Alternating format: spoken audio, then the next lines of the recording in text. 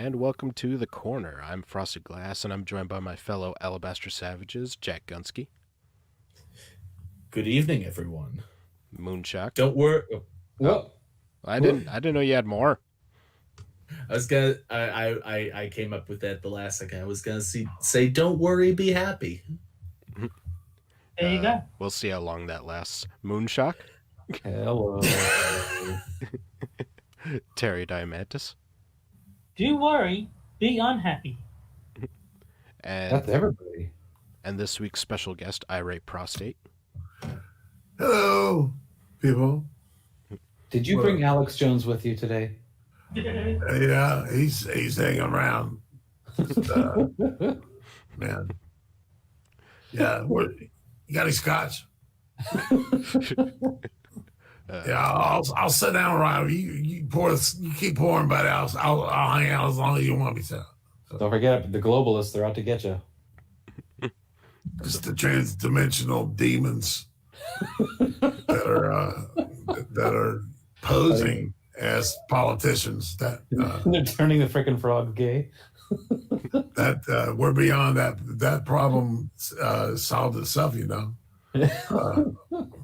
And really, the further south it went, the less gay they were. So by the time they get to Texas, Alabama area, they're all straight.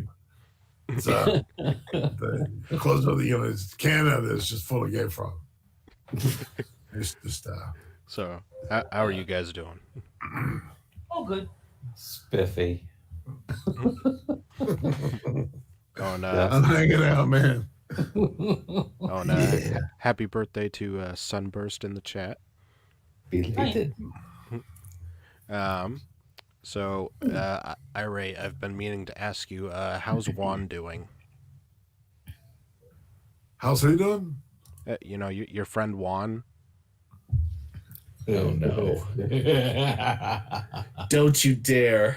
Oh, because Don't you dare! Because I remember just recently you asked me, wait, so my friend Juan is actually white?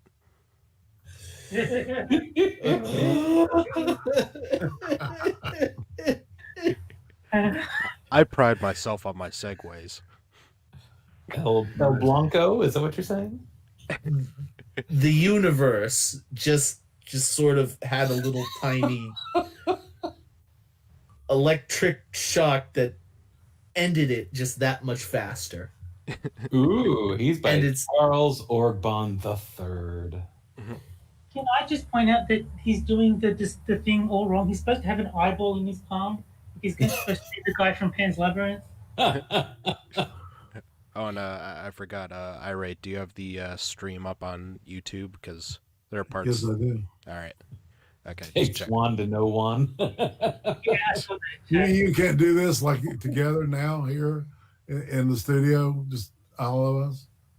With all the technology we got, you still can't.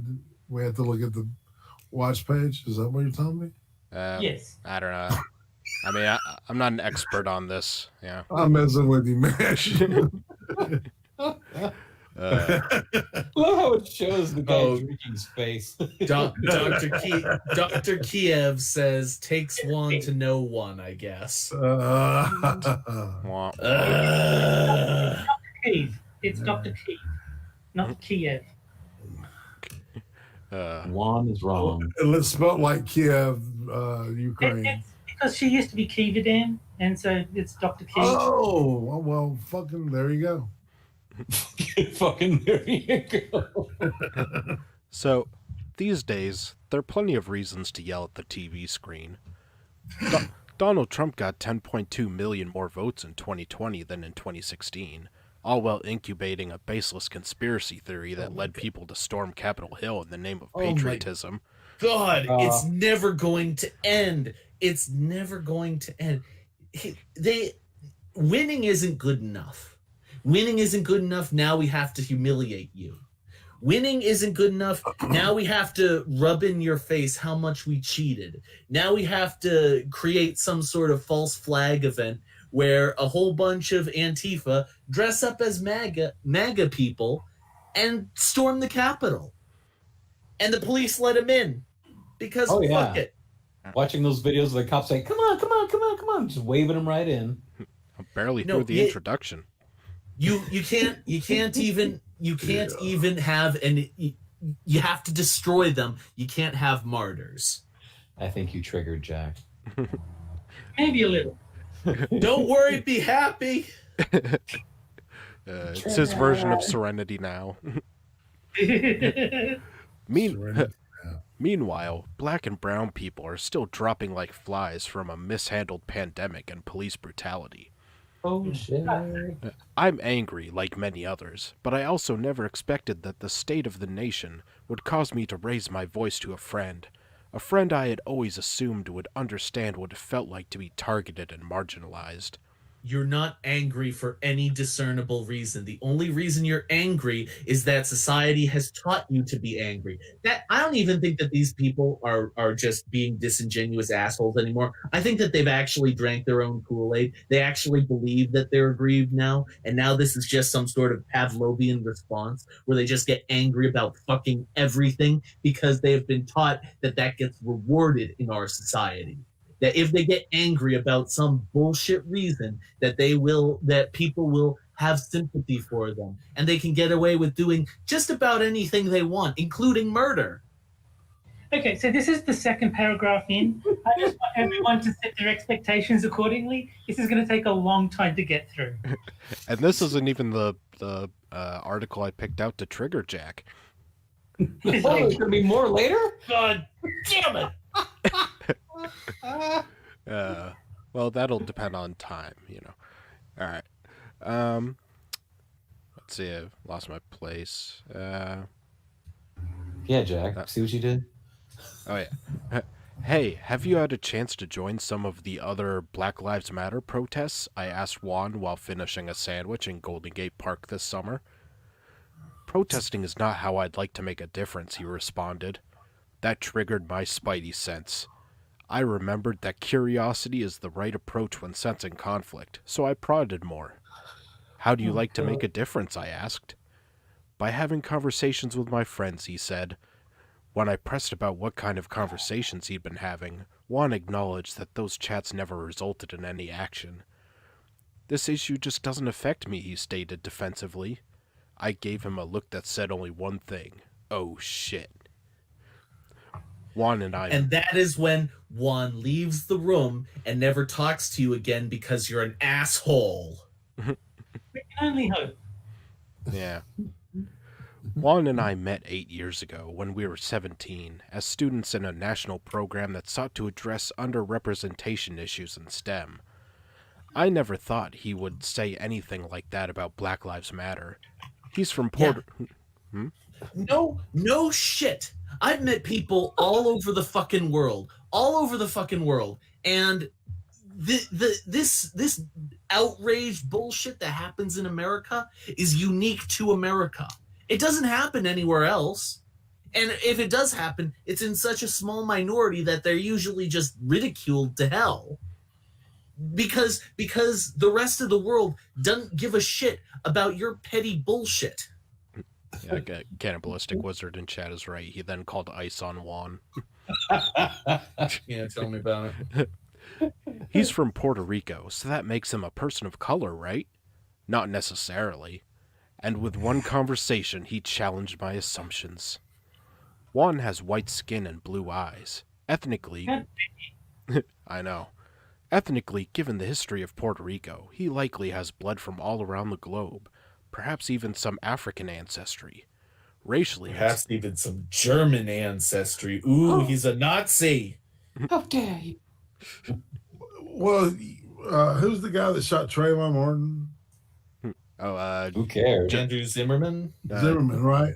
You know, it's like he's of Hispanic background too. Anyway. No, as soon as he shot the guy, he became white. Exactly. That's my point. There you go. These people, anyone who does anything bad is white, because it's sort of like with Asian people. Whenever it's most convenient, Asian people miraculously become white people. And when they need to be underrepresented or some bullshit, then they turn back to being foreigners, because that's all these people understand is white good, no wait, white bad, everything else good. Yes. And yet they have the nerve to say that they're not racist, even though that's literally the picture perfect definition of what they are. They don't have the institutional power to be racist. They can be prejudiced, they can be bigoted, but they can't be racist. Well, that's true. Oh, and Fine. Fine. Chad is pointing out that it was George Zimmerman. There you go. Yeah. Thank you. Yeah, and honestly, at this point, if that's the definition you want to use, fine, whatever. Everyone is racist now. Everyone, but the thing is, you're the bigot. I'm not a bigot. You're the bigot. Racism doesn't mean anything anymore. Congratulations, you won a trivial victory that has made society worse. But that doesn't change the fact that you are still evil. You are still fundamentally evil. Racially, it's a matter of how the world has socialized him. That's the difference between ethnicity and race. It's possible to be Latino, but not a person of color. Yeah, all you've got to do is disagree with the person. Suddenly, you're not a person of color anymore. Yeah, it's pretty simple. Despite the DNA running through his veins, Juan's blue eyes and white skin could reflect a white person's racial identity to the world. His lack of awareness around race likely resulted from being socialized to see himself as white. I don't want to say Juan is categorically white. I'm no race adjudicator. Oh my god. No. He doesn't care about race like you care about race because he was raised in a place that isn't sociopathic about the subject. A Jew Decatur.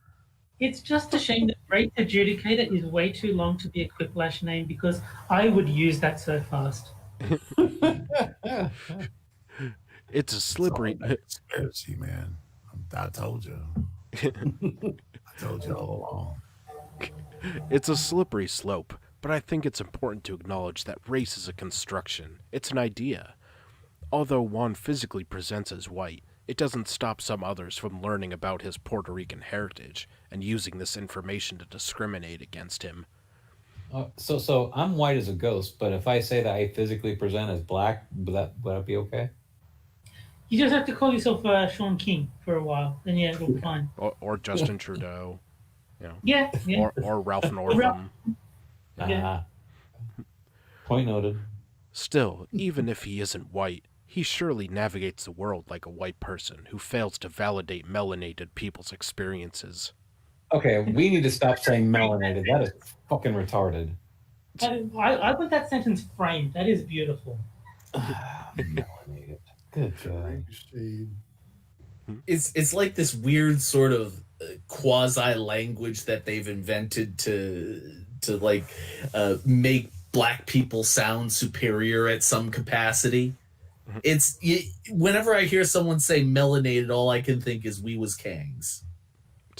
Yeah. It was Isn't that what Nick Cannon said? Yeah. Didn't he talk about that melanated shit? Yeah, because that is almost. Oh, sorry. Compassion. Melanin is the source of compassion. He made that very clear. Yes, and he refers to white people as being lesser. Yes. I thought that was incredible. And these people will have the nerve to say, that's not racist. That's not racist because he doesn't have any power, the host of the national talk show. Meanwhile, it seems like everyone except Juan embraced racial justice over the past year. As many as... If you didn't embrace racial justice over the last year. The world is not America. The world did not embrace your bullshit.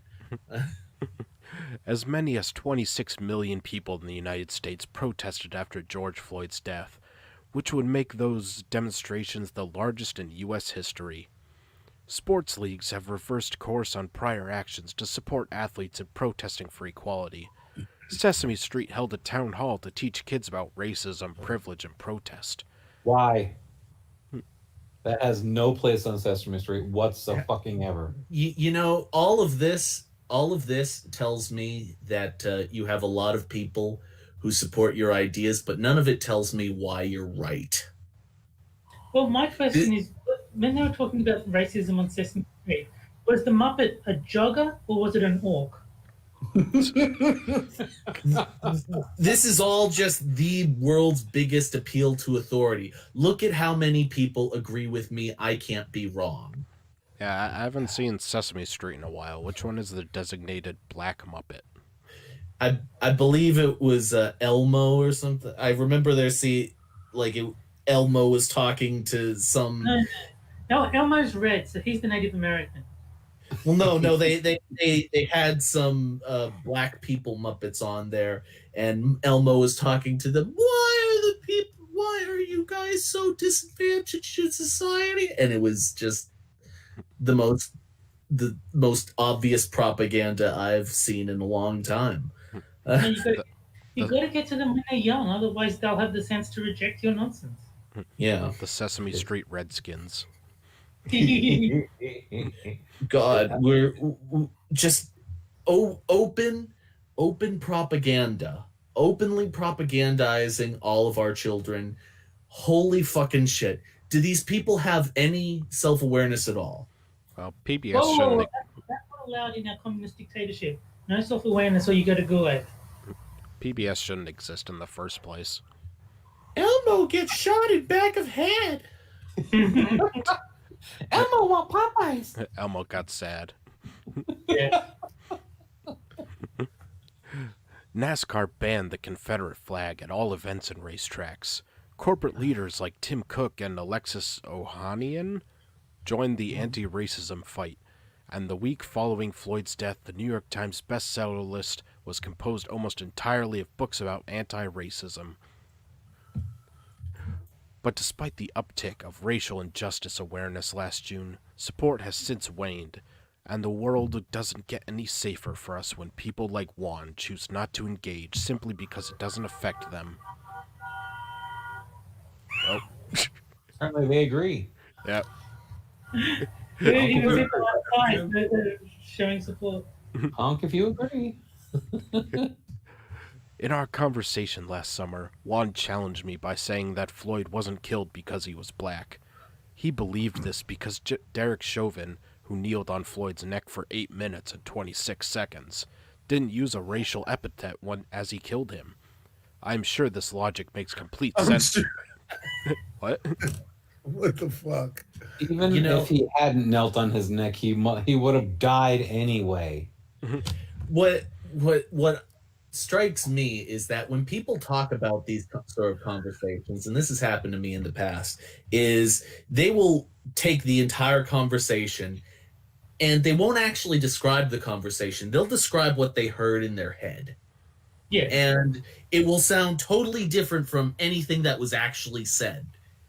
And so as a result, I think that whatever Juan said is not going to be represented in this article at all. And he's probably at least 30 times, just judging by what she's saying about him, he's probably about 30 times smarter than she is.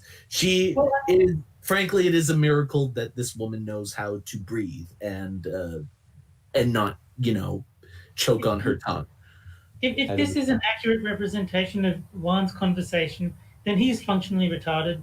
So I don't think this is. I think this is what Jack has said, is like, this is how she interpreted her conversation with Juan.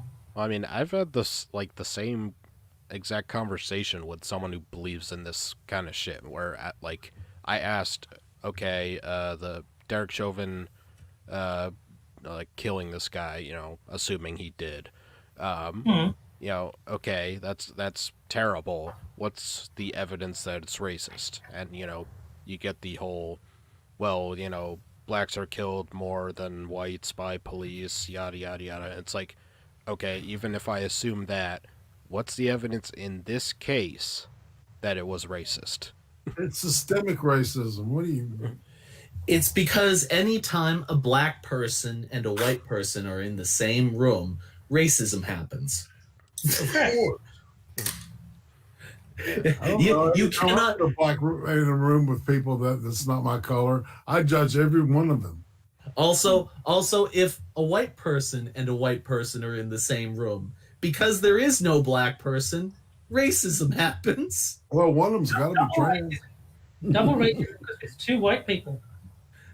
Right. Why don't they just come out and say, we hate white people, we want you dead? Because that's what they want. Except they don't want themselves dead, because usually the bitchiest people are actually white people. No, they don't actually want white people dead. They want white people that don't hate themselves dead. Yeah. Yeah. I am sure this logic makes complete sense to someone who doesn't understand systemic racism and bias, but it infuriated me. Yet I pressed on with my friend because I thought I could help him see my perspective as a black man in America. Oh, it's a man. I don't know. Oh, there you go. I don't know why we always assume these are written by women. I think I may have started that. I just assumed it because, every time some shrill bitch, shrieks in my ear, it admittedly kind of poisons the well a little bit. Well, I mean, this does sound like it was written by a Karen, so. It does.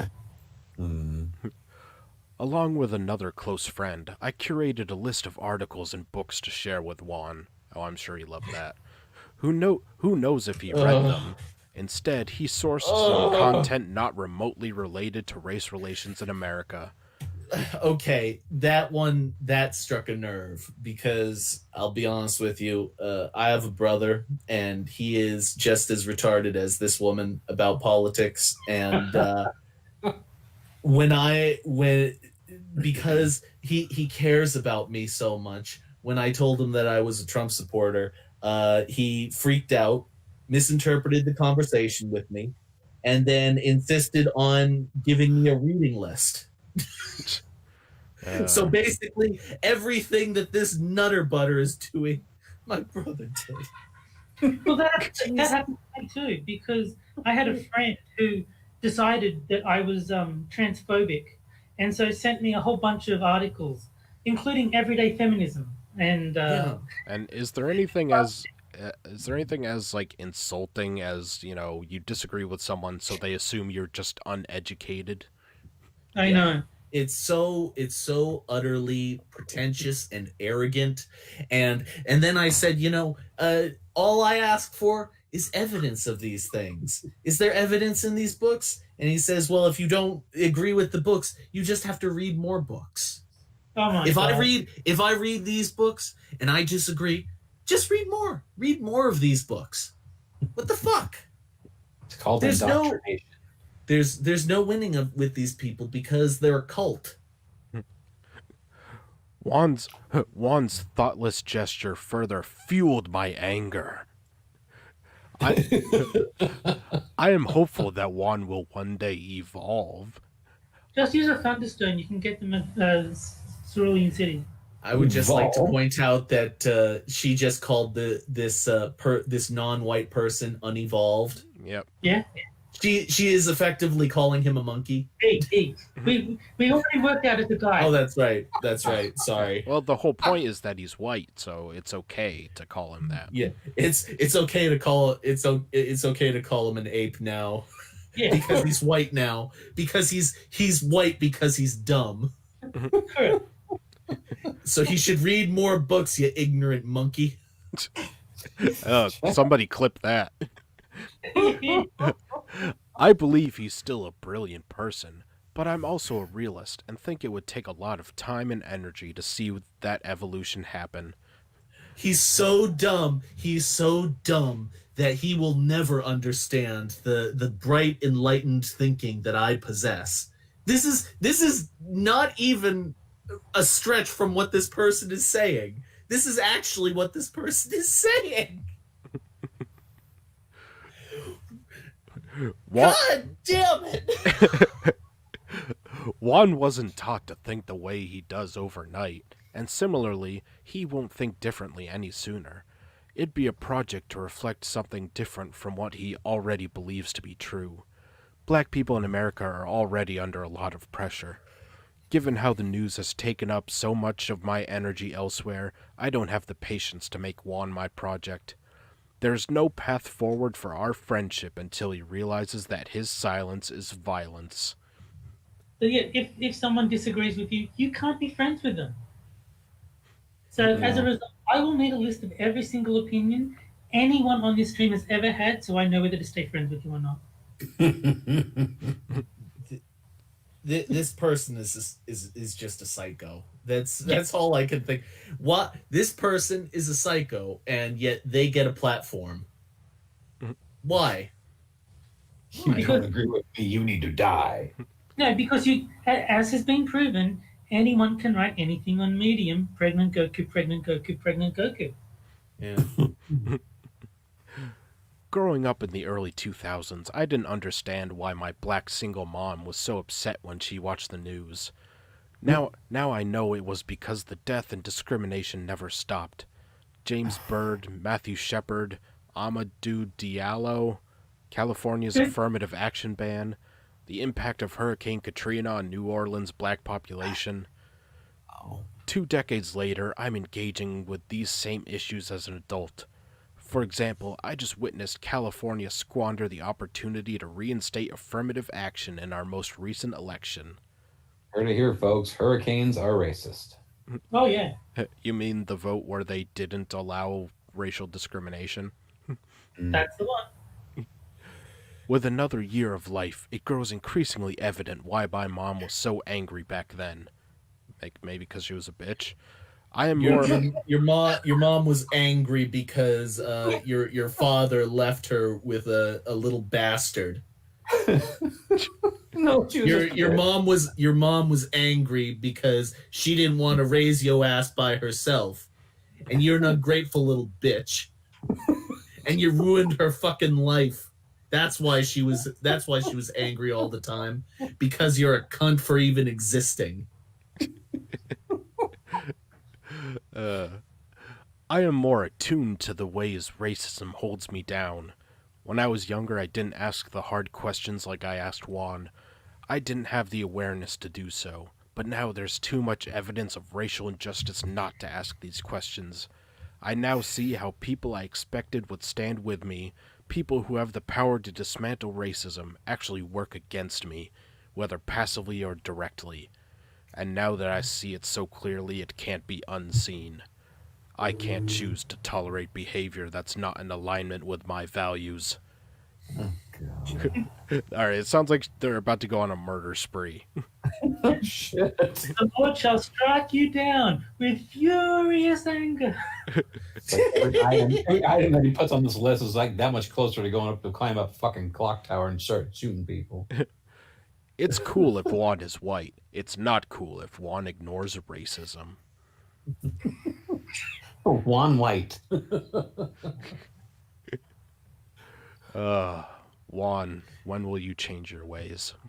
So a white, blue-eyed person named Juan. I guess that would make him one in a million. But Nah. Hey, come on! I gotta defuse the situation somehow. I just like to give a shout out to my homie Juan. Juan, wherever you are, Do the little chest bump with you the little keep screw. just keep being you.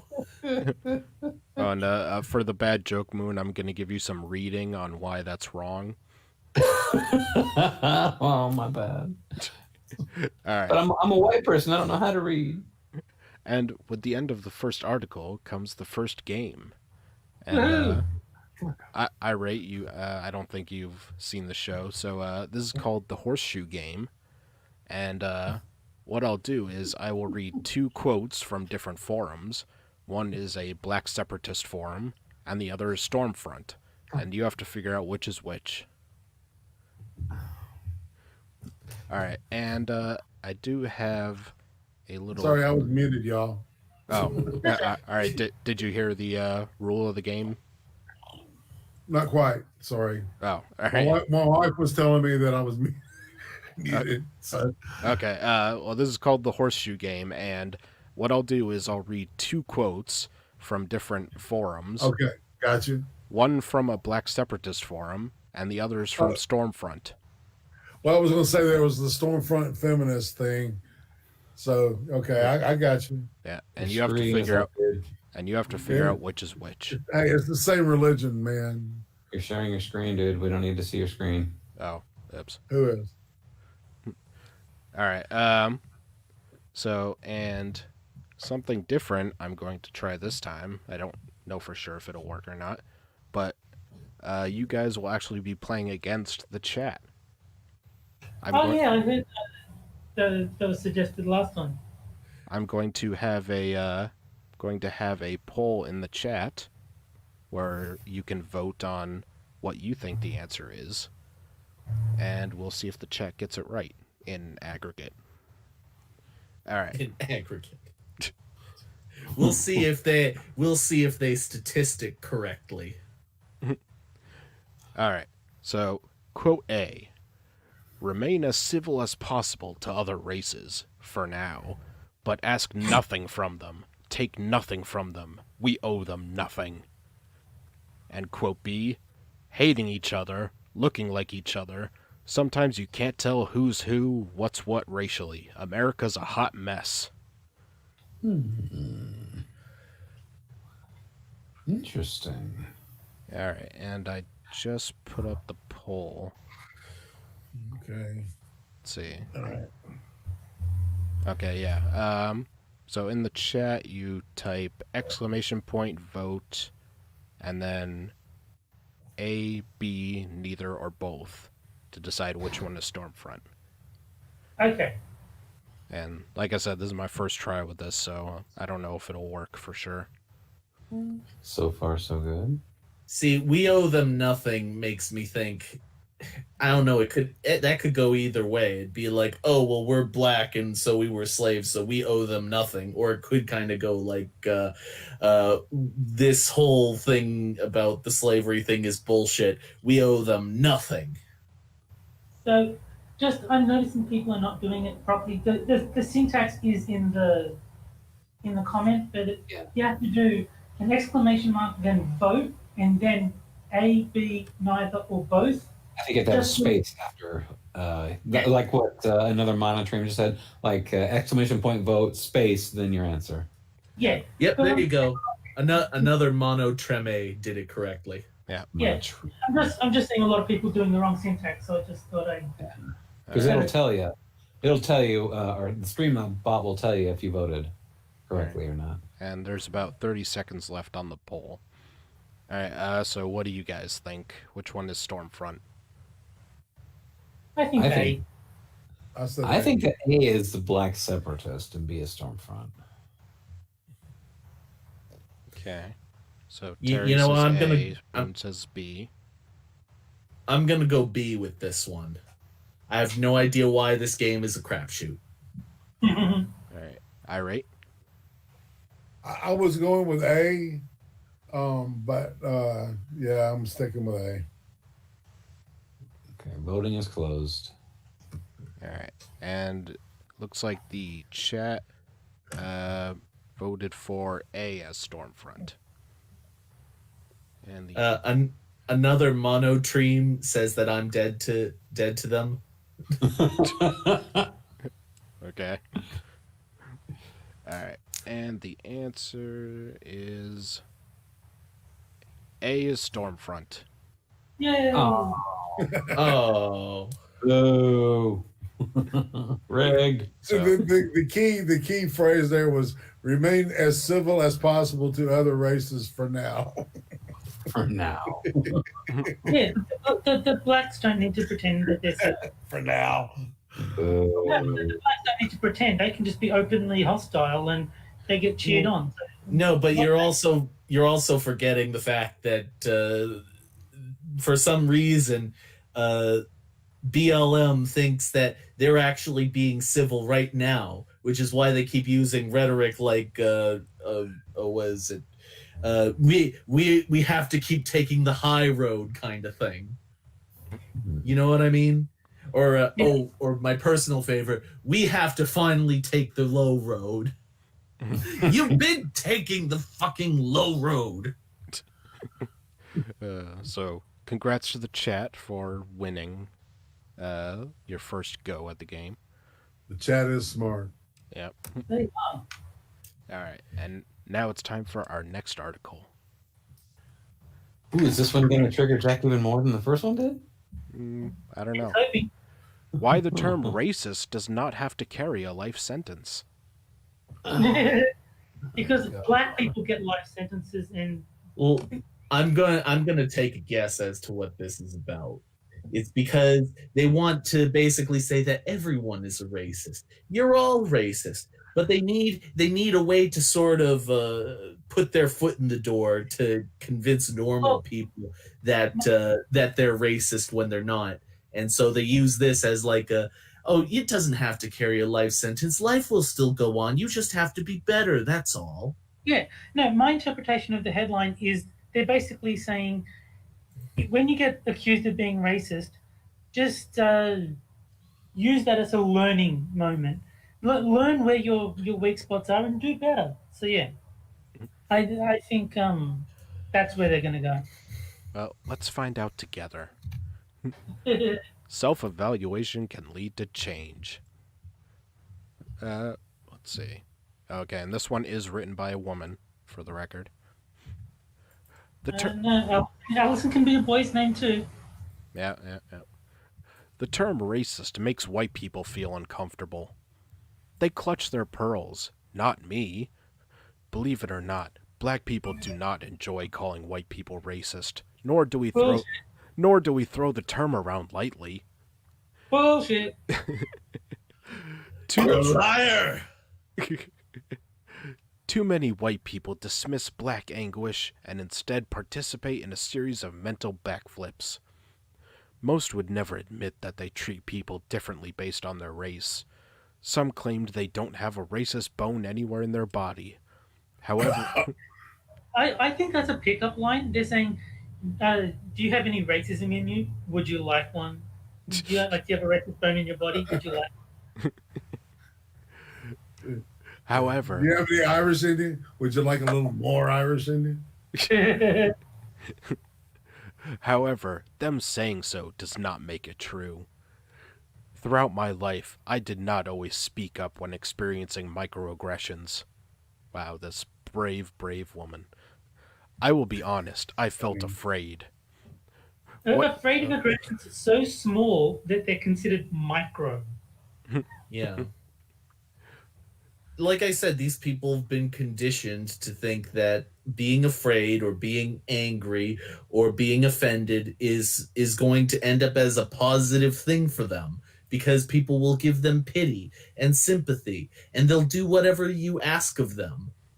Now, she already said earlier that they don't throw it around lightly. That's true. So, She did say that. Yeah, so that's just not true. Yeah. I will be honest, I felt afraid. White supremacy was present before they uttered a single word. I could not call a white police officer, supervisor, manager, teacher, or employer racist. White people in these roles had more power than me. They could hurt me physically, socially, or financially. I was powerless to call them out, and I knew it would not change their behaviors. It did not make their offenses any less hurtful. Oh, yet somehow you find the courage to go on living. I think more people need to watch Steve Hughes and his comedy set about being offended. I think he got it pretty dead on. He's like, nothing happens when you get offended. So, go ahead and be offended. It doesn't change anything. It doesn't matter. Just... When a black person calls a white person racist, it is because they hold some tiny sliver of hope that the person will listen, hear them out, and try to remedy the situation. Calling someone... No, not going to remedy the situation. Yeah, you're describing exactly what I said. You are conditioned to think that you are a victim, and so when you say this thing, these magical words, suddenly people will do what you say. That's what you're describing. No, they're trying to help us, Jack. They are trying to help themselves. They want us to be better people. Yeah. They want us to be better people to them by giving them what they want, or else. Exactly. Now you get it. Calling someone racist opens up a dialogue. It is a way of saying your words and or actions makes me consider you to be racist. If I am wrong, then can you please explain why you are treating me so unfairly? No, it opens up a dialogue. The dialogue is gimme, gimme, gimme, gimme, gimme. Yeah, And then- remember all the BLM riots where they were asking the police to please explain why they're treating them so unfairly? Yes. Frequent occurrence. Yeah. White people should keep in mind that the term racist is not a slur. It is a term to describe antagonistic prejudice. Close. It is a term to describe antagonistic prejudice from white people. They forgot that final bit. It's very important. Yeah. Yeah, because they want to help white people. Exactly. What, help them walk off a cliff? No, black people are very magnanimous. They're like, okay, we're being oppressed. Clearly, the best course of action is to help our oppressor realize that they should stop, and so they're educating us.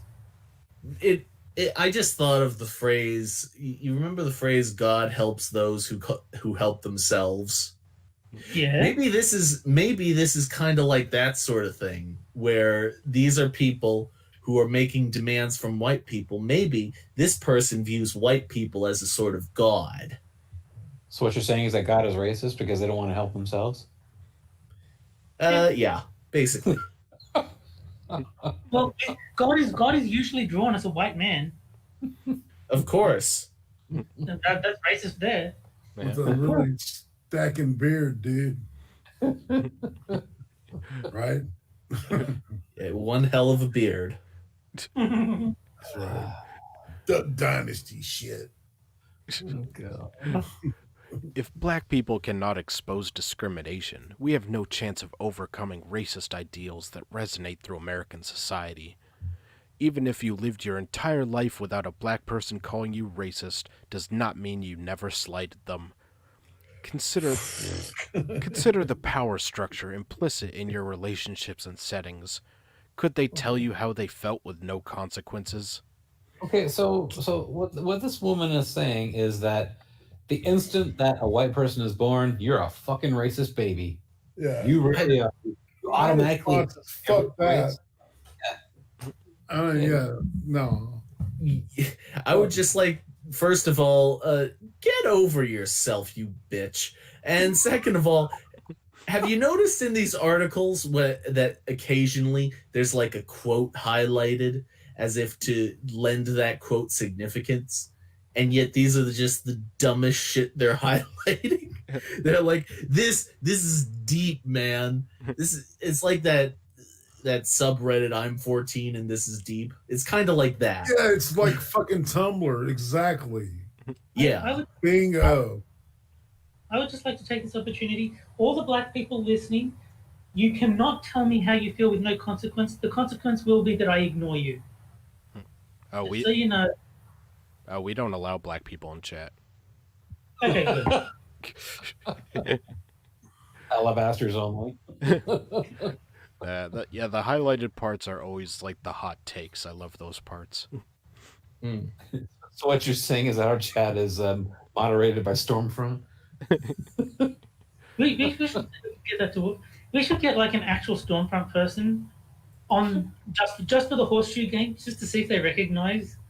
No, that's what we need. That's what we need to do. Is we need to Frosted. What you need to do is you need to just make a 1-minute video and just send it out on Twitter to all the Stormfront types, just to see how they react to it. Just a 1-minute video. Oh yeah, Here are Twitter 2 would quotes. love that. That's Hey, that's Twitter, I'm that's where making they're this video posting to recruit white supremacists. You're okay with that, right? Well, no, just be like, hey, white supremacy guys over here, try and guess which one's yours. No. Just go to Stormfront itself, because obviously you've got an account there to farm the forums, and just say, look, I'm looking to get someone on my live stream. Would anyone be interested in a guest appearance? I mean, you don't need to, trick anyone. Just say, look, this is what we want. We go through Medium articles. And like if they come on, it's like, okay, now we figure you've got the home field advantage. Which one is Stormfront? Yeah, and then when they find out, that was actually black separatists, it's like, wow, that guy's right. You know, He gets his white card revoked. Oh, that's what you should do. They should make that one of the weeks where they're both black separatists. Oh, that's how a bitch gets that's how a bitch gets shanked, man. And then when the Stormfront guy is like, oh yeah, no, my mate Fred, he totally said that thing on the right. B is Stormfront because actually they're both black separatists. we could single-handedly bring together the black and white supremacists. Oh, God. Or we get stabbed. Well, you know, Either way, someone's getting shanked. I'll tell I can think them of- it was Jack's idea. I can only think of right now Arrested Development with Job and the white supremacist guy, and the guy shouts "White power," and Job's like, "I'm white." All right, so I expect you to make this happen, Frosted. Yeah. Please do not. I do not want to die young. He wants to make it to 30 years old. I already do this show. Isn't that occupational hazard enough? I suppose it is. At some point, Jack is going to be asked to put his mouth on the curb. Oh, man. They're gonna give me the old Edward Norton. Yep.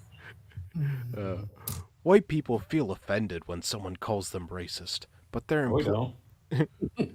but their implicit bias blinds them from feeling empathy for those they wronged. They treat the term racist like a life sentence, even though many people can and do change. Still, white people often discourage black people from using this word. Even well-meaning white allies warn us, don't call them racist, that won't help.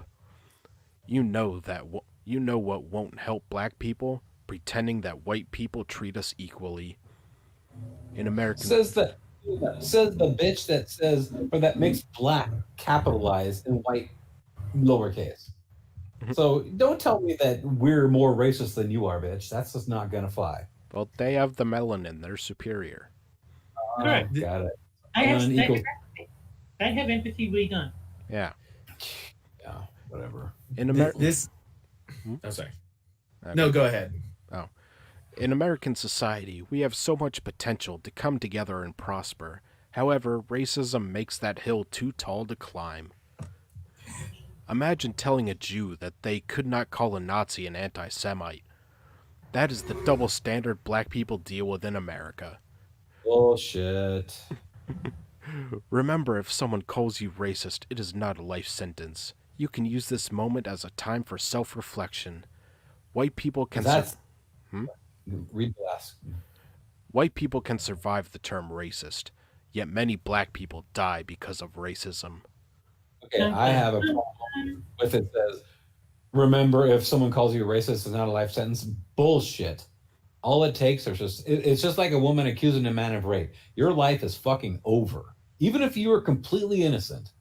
But in this day and age of wokeness, If you're proven innocent, the Yes. accusation still sticks with you. correct. And all it takes is one little accusation, and your ass is you're gone. Your reputation's dead. Your job prospects are dead. You won't be able to do anything because this little shadow of "oh my God, he's racist" is going to follow you everywhere. Now, So I don't want to hear this bullshit here. I'm sure if you tell people that you're a reformed racist, that they'll be fine with you.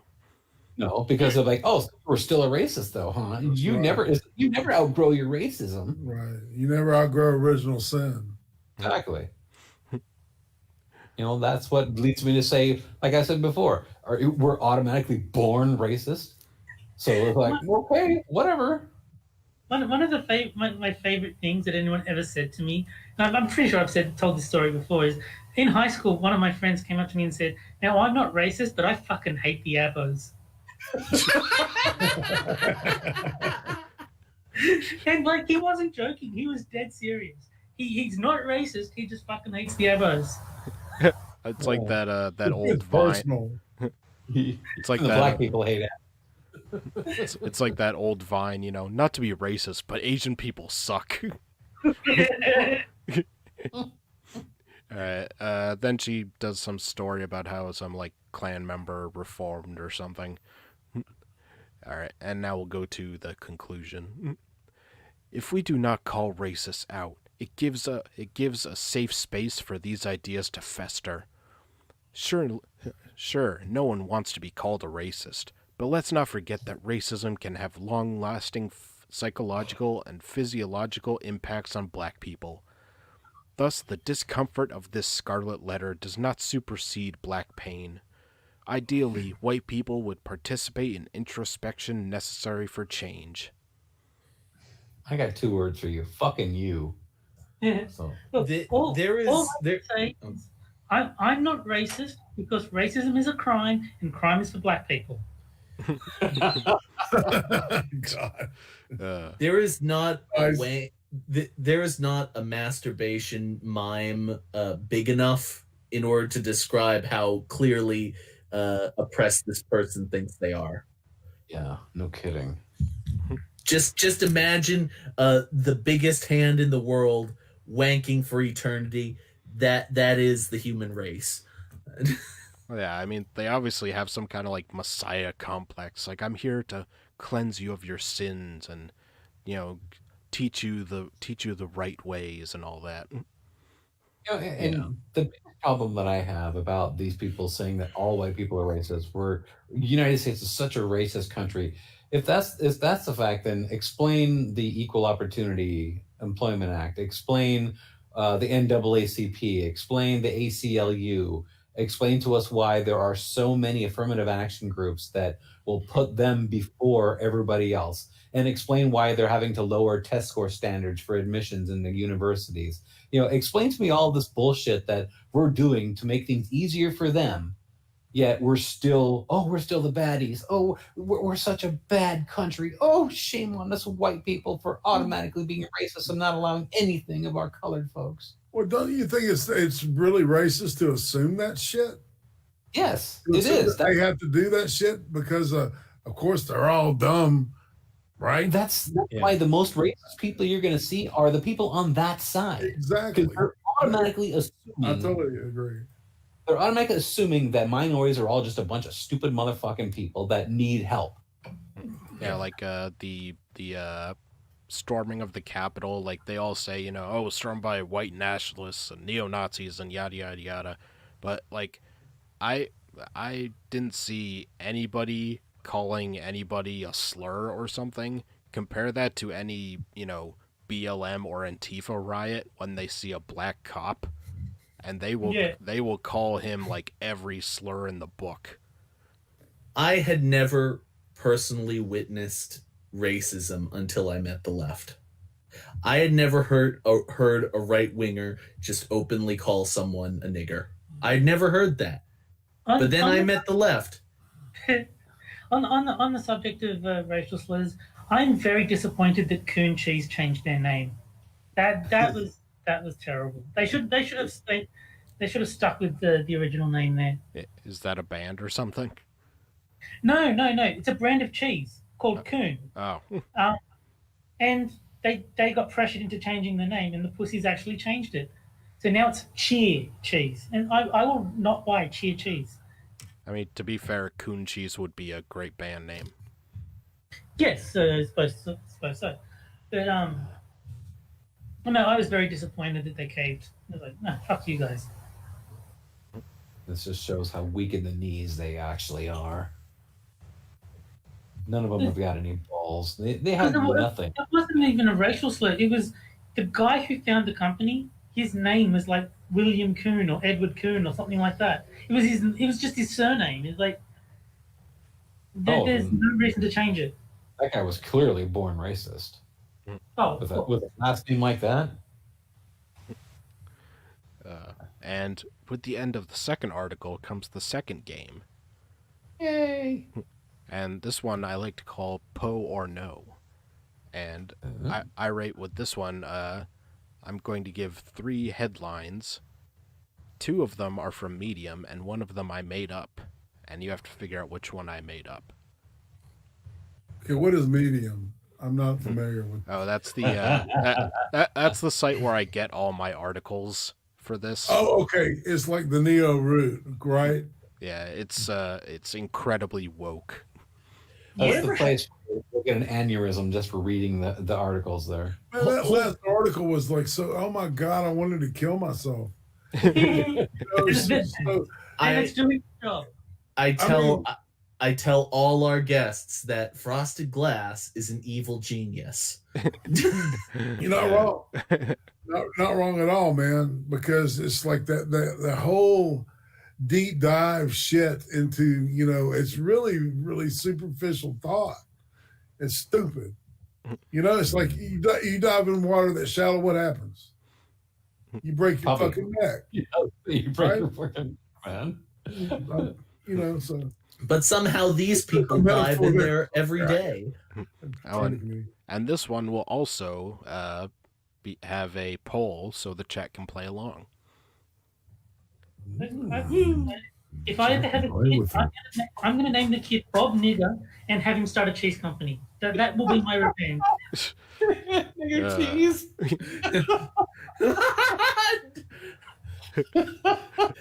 That took me a second. All right. So, headline A. Trump is almost out, but the Latinx community will need time to recover. Headline B. Why black men aren't allowed to cry. Headline C. How comments about men's sexual prowess encourages toxic masculinity. C, it's got to be C. B is too benign sounding, and A, I mean, the inclusion of Latinx. Ooh. No, I think A is the fake one. I'll go A. Yeah, it's definitely either A or C. Well, black men clearly cry a lot, hence the whole, oh my God, you're so racist, so I'm going to go with B. I'm going to change mine to A. B. All right, so Jack says A, Irate says B. Moon and Terry, what were yours? A. I'm saying A. All right, Moon? I say B. Yeah, all right. Gonna give... And Jonathan Frakes is going to prove me right. All right, the poll has another minute left for the chat to catch up. Let's see if they can keep their streak going. Mm-hmm. Remember, guys, it's going to be exclamation point and then the word vote and then space and then your letter. Doing exclamation point with the letter is not going to register it. Dr. Keith has a good question. Can they vote multiple times? Like, no. No, try it. See what happens. Does it let you? I don't know. We can vote. X is capitalized, so I vote for A. All right, 15 seconds. That is actually some interesting logic, Keeve. I wish I'd recognized that. All right, and the winner of the chat poll is A. And the winner is A is fake. Yes. I'm doing well today. I got Rigged. Rigged. 1 out of 2.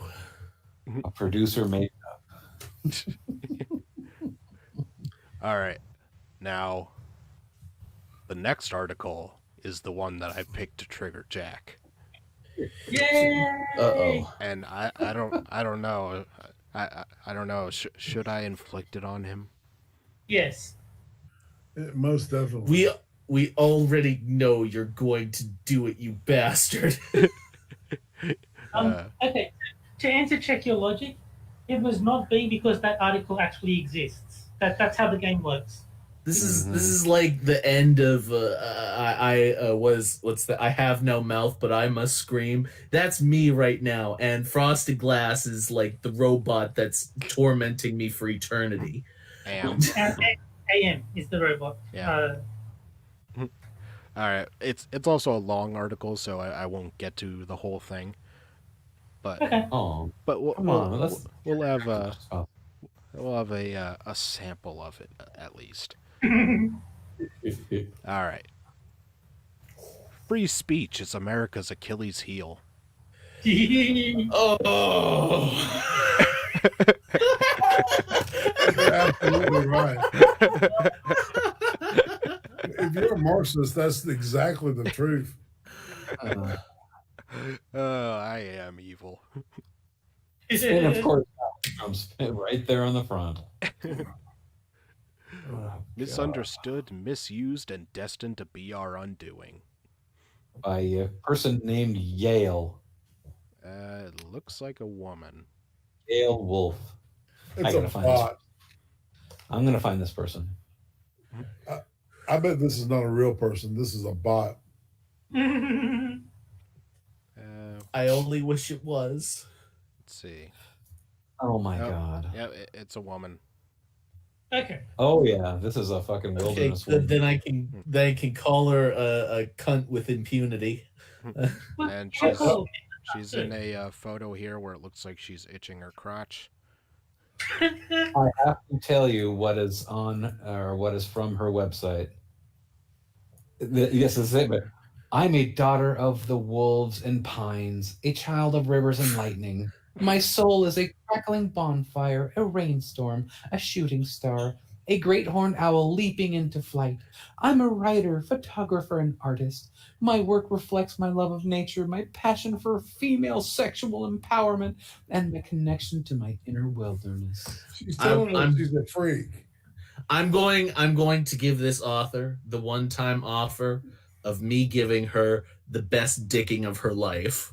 No, she'll take you up on that shit too, man. Yeah, just think about it. Just think about it. It would solve all of your social ailments, all of your insanity, gone next day.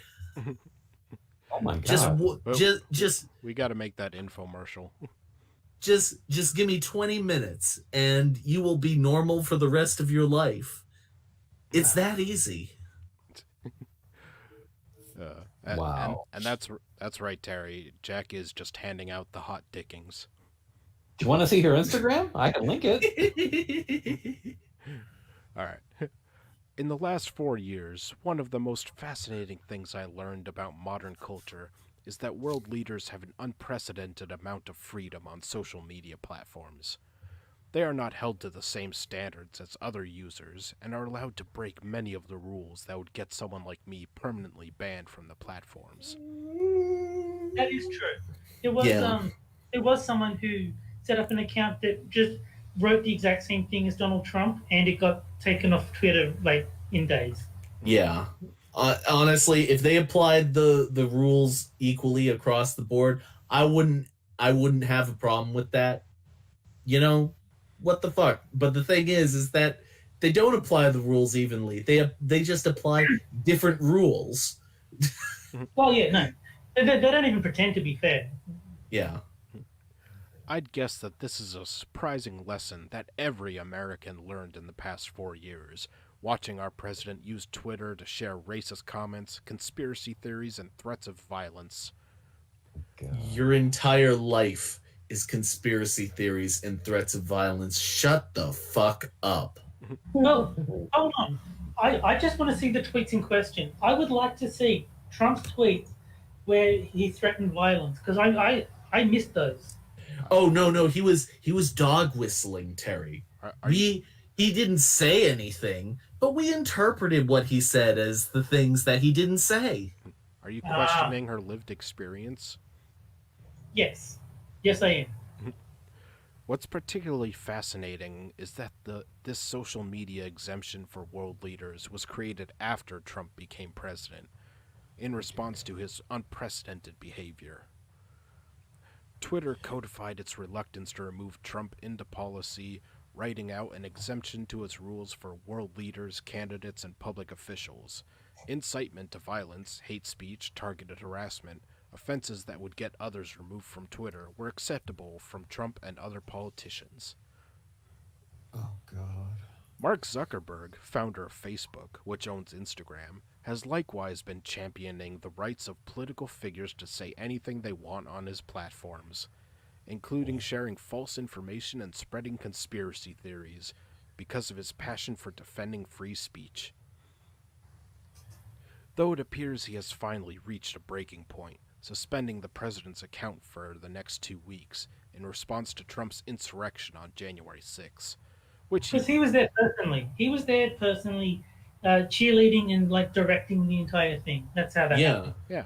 No. He was on Twitter saying, I want a whole bunch of Antifa to dress up as Trump supporters and riot and make everybody hate people on the right for no reason at all. For no goddamn reason at all. And do that so that I will get banned off of Twitter. He said all of this. He predicted all of it. It's incredible. Yeah.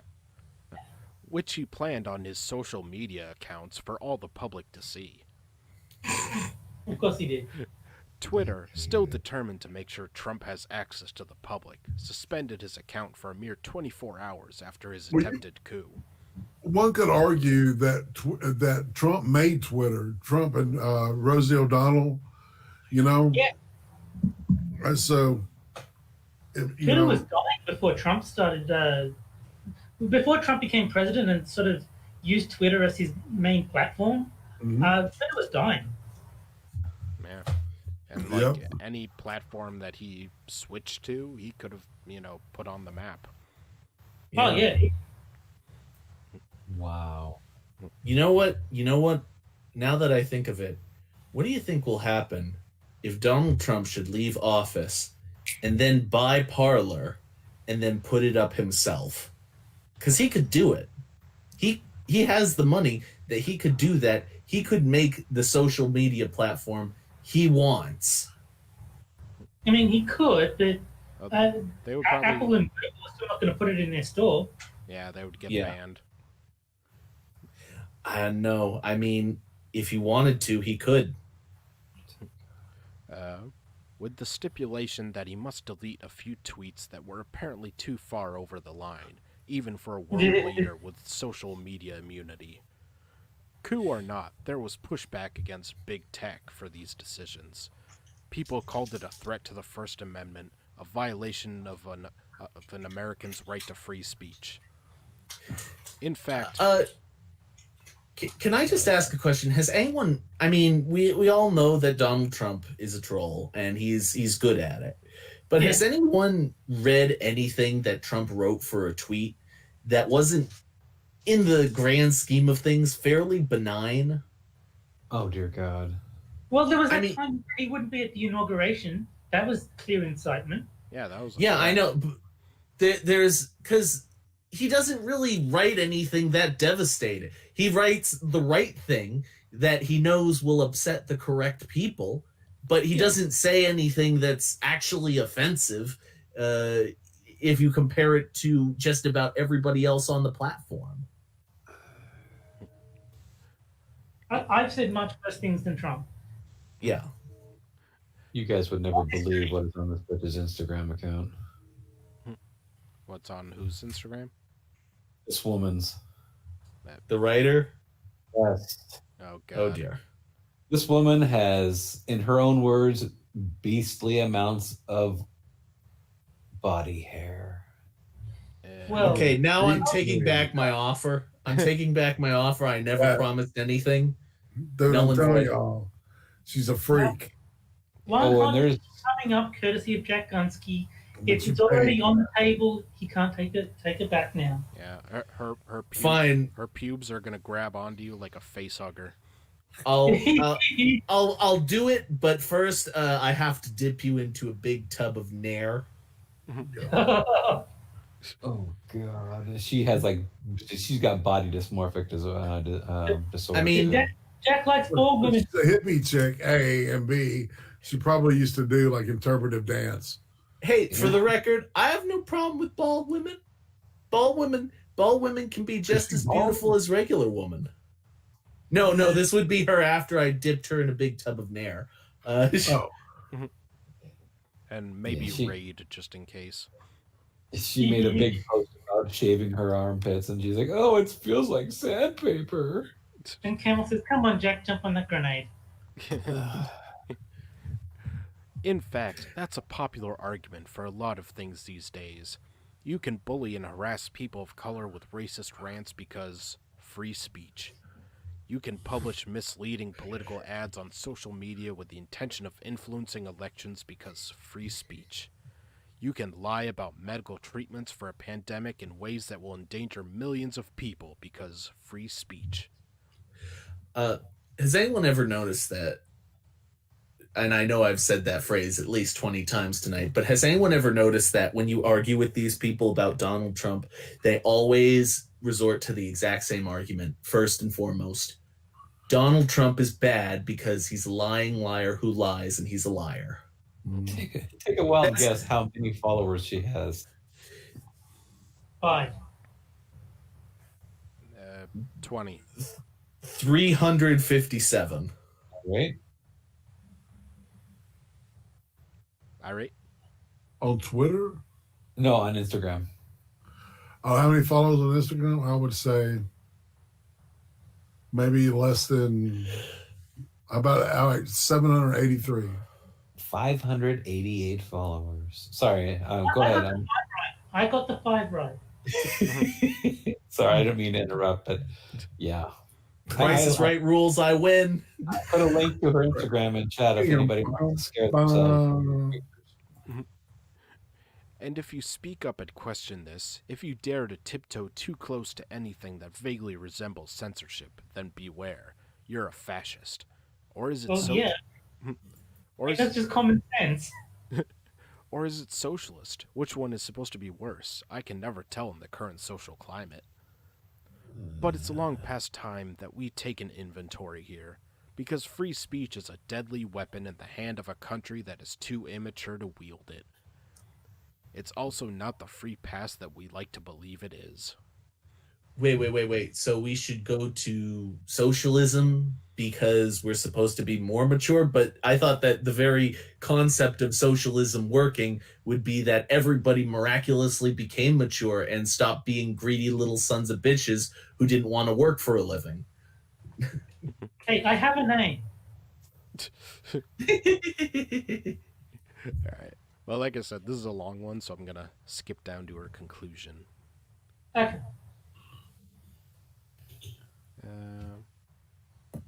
Okay.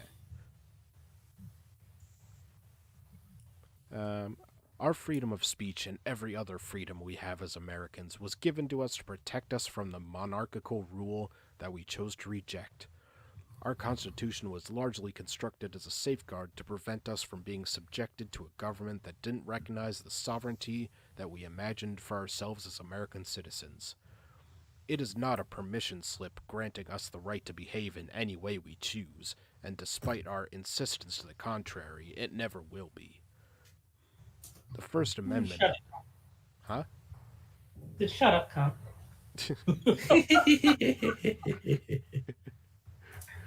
The First Amendment aspires to protect democracy, the plurality of opinions in the national conversation, political writer Masha Gessen states. But we talk about rights without talking about responsibility, he goes on to say. When we give teenagers keys to a car, we expect them to follow the rules of the road, which protect them and other drivers. Yet when it comes to free speech, a vehicle with far greater potential for destruction, we have no such expectations for demonstrating responsibility or accountability. Okay, then. I'll tell you what. I'm going to get my car and drive it in your general direction, and you use free speech to defend yourself, and we'll find out which one is more dangerous. Okay, just to jump in quickly, because the YouTube chat wouldn't let me respond to keep it in. No, we can't read the full article so Jack's head explodes. That's the easy way out. We need to keep him alive so we can torture him again next week. It's all about the long game. Yep, that's right. Let's see. Facebook and Twitter are far, far too late in taking action now. They are complicit in January 6th insurrection. And anyone speaking out against their choices to limit the reach of Trump's voice regardless of their motives or political affiliation, is stubbornly refusing to put in the work of taking a more nuanced look at the situation. You know, I'd tell this bitch to suck my dick if I didn't think there were already pubes in there. This isn't a binary issue. Free speech versus... It's a non-binary issue. Oh, you get the extra workness in. That's right. Free speech versus authoritarianism. This is about what democracy really means and how our rights must be constantly balanced with our responsibilities. We cannot have one without the other.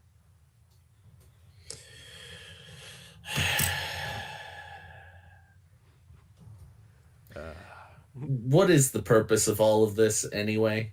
Why do we respond to these people? Why do we give these people the time of day? To watch you suffer, Jack. That's why we do it. Yeah, I know. Just make her suck her own, Jack. Good one, Becca. All right. And now it's time for the last game of the night, which is for the chat only, and that's the caption contest. The caption contest. Son went to bed, so you won't get any help from her. Oh, son, you've abandoned me in my hour of need. Oh. And in this game, Becca has a good point in chat. Why would you want her to suck your dick, Jack? She can just suck her own. She says on her website, she just wants to be the big bad wolf.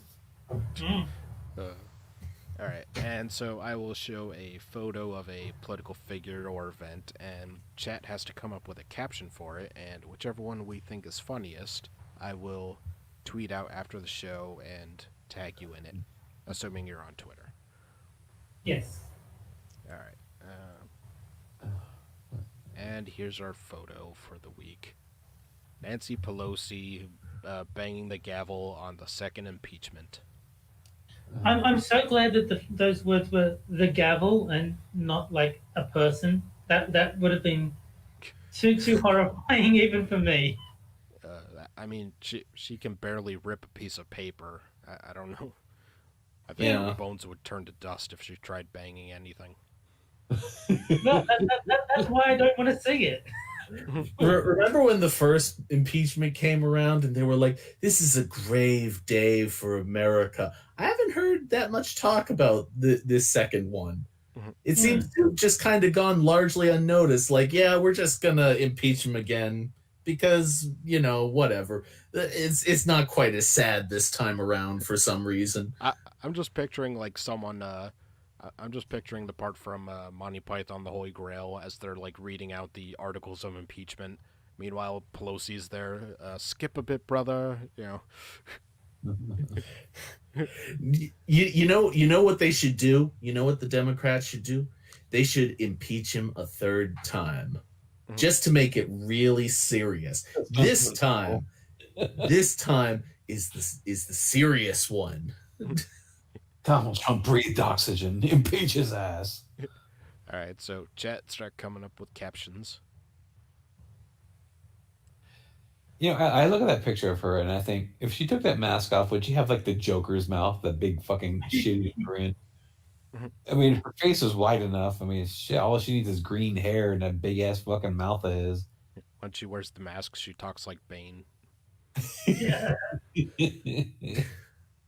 Have y'all seen this old horror film called Mr. Sardonicus? No. You should look it up and look at the images of the guy from the movie.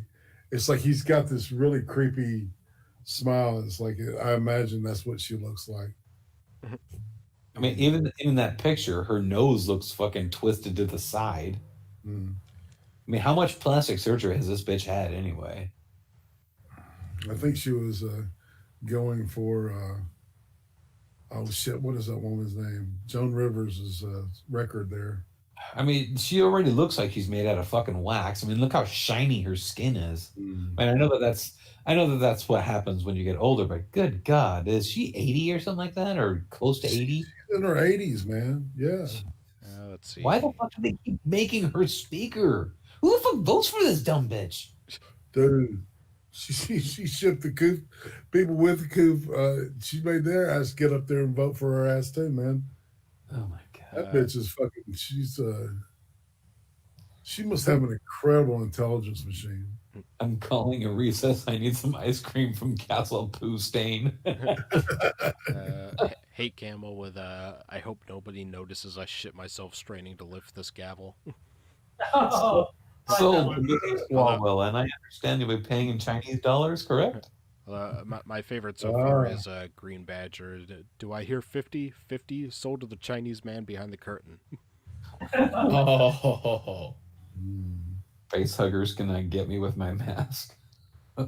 Terry, are you pulling a Jack? I wanted to go for the Democracy Award.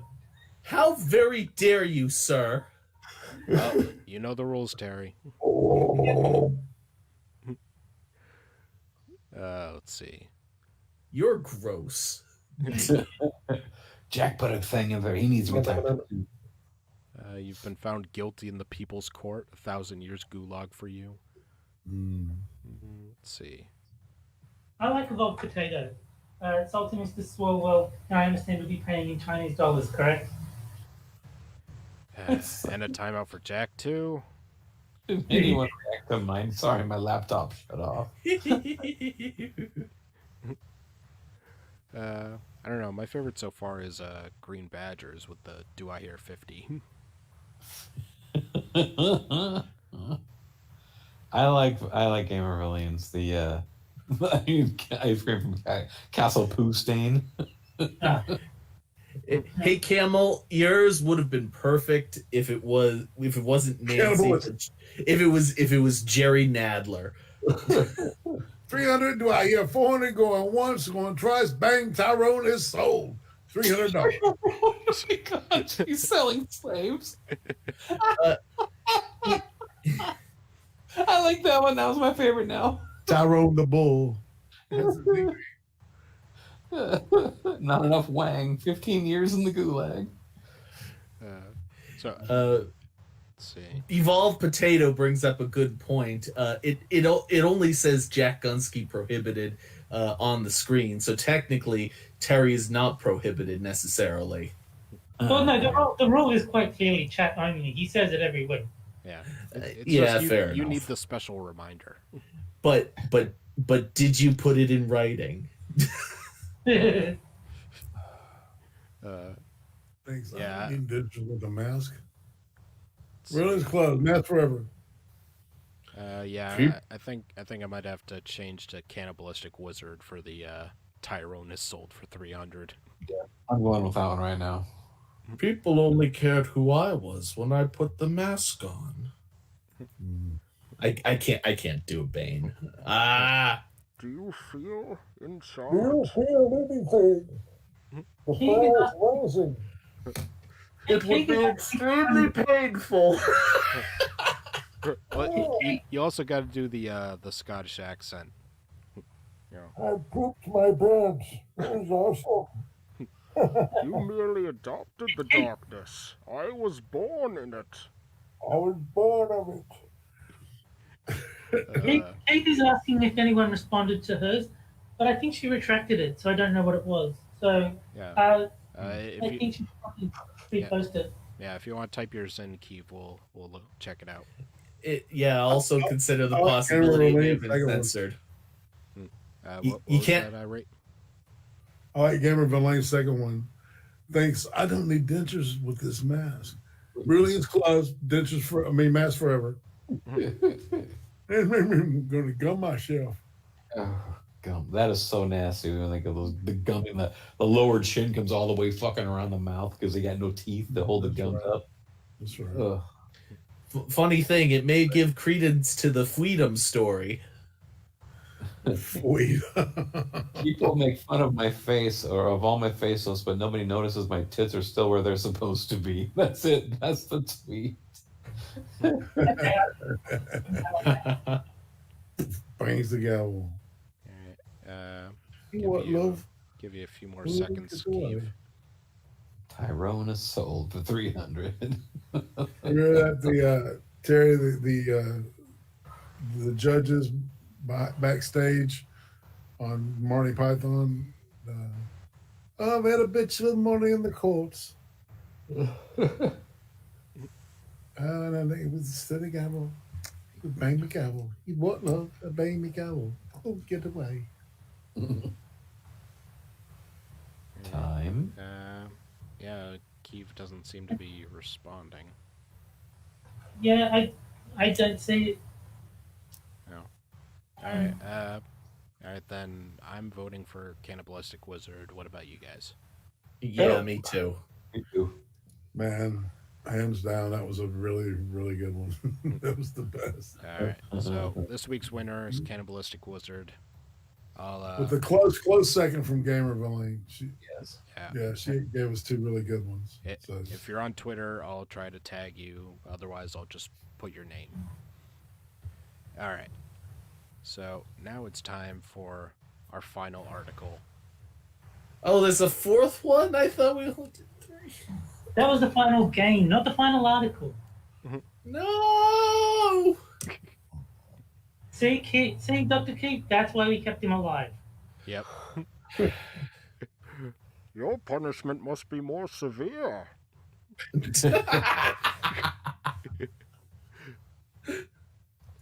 Die Hard is the best case for abolition.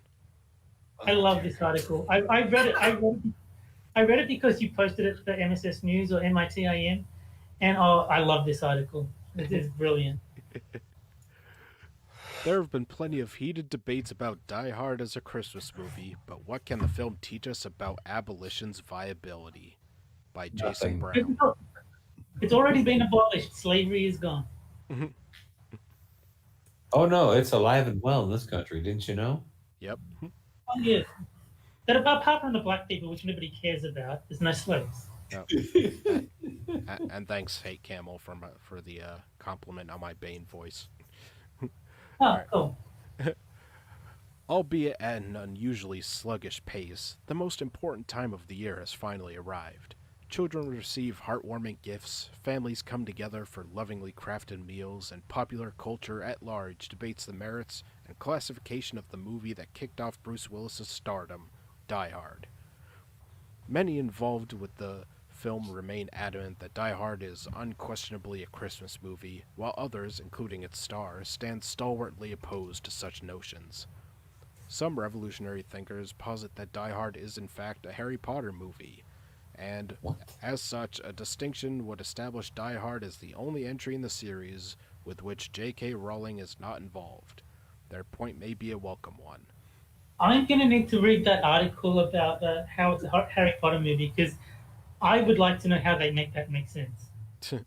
Well, it's probably because Alan Rickman is in Harry Potter. Oh, yes. I'm with you. He doesn't die hard. He died. Yeah.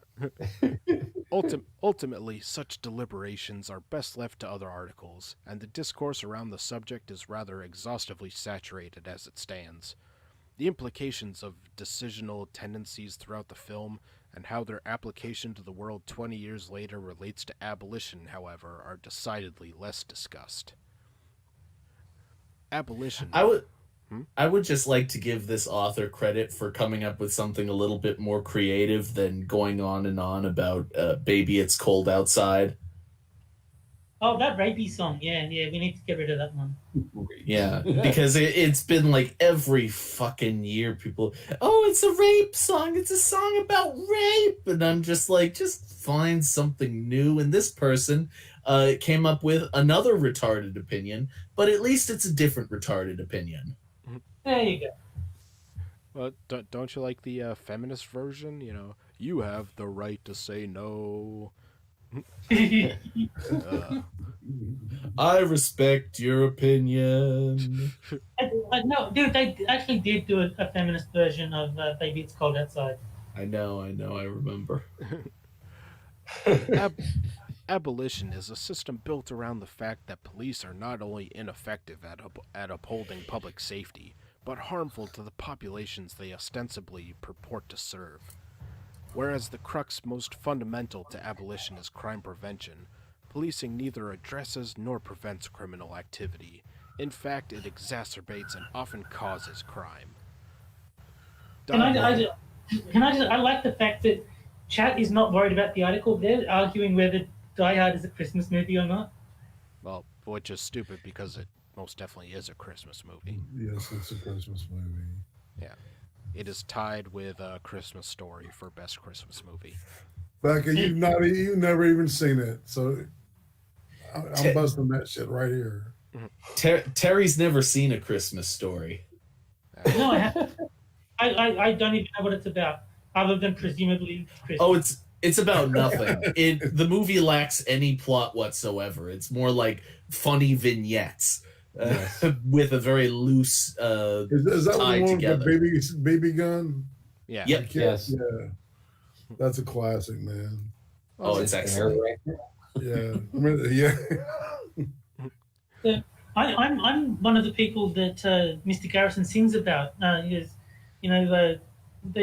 don't know about Rudolph. They don't know what A Christmas Story is about. Yeah, that's me. It's like I know about Rudolph, but I've never heard A Christmas Story. I'm not gonna go on about it because I don't want it to become one of those things where you tell someone to watch it over and over and they're like, I'm just not watching it now because I'm turned off of it.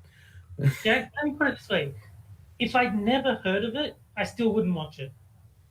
Like if I'd never heard anything about it and I just saw it on TV, like fuck this, I'm not watching this. It's the kind of movie you grow up with. Like my family always watched it every Christmas Eve.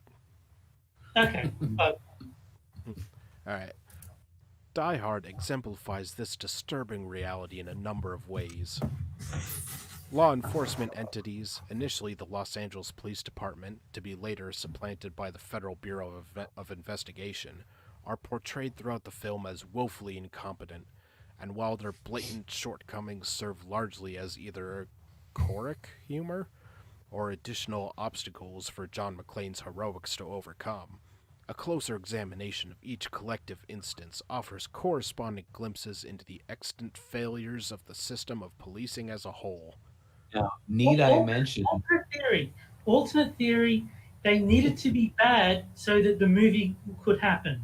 Well, I mean, that's pretty fucking woke if you think about it, right? I look at it from the point of view of this person is saying that it's showing that the LAPD is stupid, the FBI is a bunch of incompetence, yet the one LAPD person in there that is actually smart is a black man. Well, no, I think it's funny that the movie, this person is cherry picking the LAPD and FBI. Yeah, the government agencies suck, but you know who else causes just as many problems as the government agencies? The media. The media contributes just as many problems as the government does. Yep. And also, like, it's not really a case of, like the police and FBI are screwing things up because, they're just bad or something. It's because that the bad guys specifically planned this out. This isn't the typical thing that the police would have to deal with. And, like, the bad guys just, plan this out so well that it just works right into their plans. Well, from memory, and I haven't seen it in a long time, the whole point is the regulations for how the police have to respond is part of Hans Gruber's plan. It's like, that's like an integral factor is we know they have to do this, which is when we'll do the rest of our plan. It's like it's built into the plan that they have to follow procedure. Yeah, it's not necessarily that they're dumb. It's just that they're doing everything by the book. And, and the bad guys planned for them to do everything by the book. Exactly. All right. Let's see. Where was I? Well, no. But see, it's all because the police department is racist against Hans Gruber. That's right. No, that's Professor Snape because Die Hard is related to Harry Potter. But also Alan Rickman. I mean, he's pretty sexy. Right. Oh. Gotcha, bitch. As with their real-world counterparts, Die Hard's police consistently make decisions that affect horrendous situations or directly worsen existing ones. to whose origination they may have already negatively contributed. The initial response... calendar, and they've decided to use the fanciest way possible to say a very simple thing.